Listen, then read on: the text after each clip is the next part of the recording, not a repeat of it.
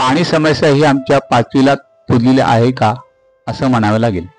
भारताला स्वातंत्र्य मिळून 75 वर्षे झाली तरी पाण्यासाठी संघर्ष आमचा सुरूच आहे आणि हा वनवास कधीच संपणार नाही।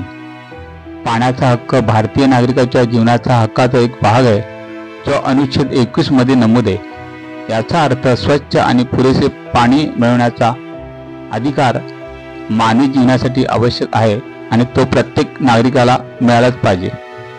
28 जुलै 2010 रोजी संयुक्त राष्ट्राच्या महासभेने याला मानवी हक्क म्हणून मान्यता दिली।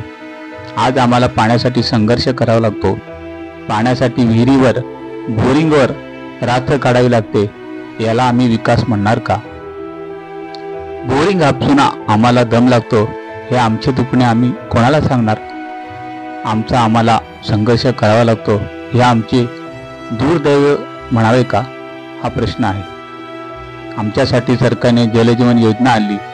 आज पाण्याच्या टाक्या उभ्या आहेत, आता थेंब सुद्धा पाणी नाही। नका दाखवू आम्हाला पाण्याची स्वप्न, कारण आमचा संघर्ष मरेपर्यंत संपणार नाही।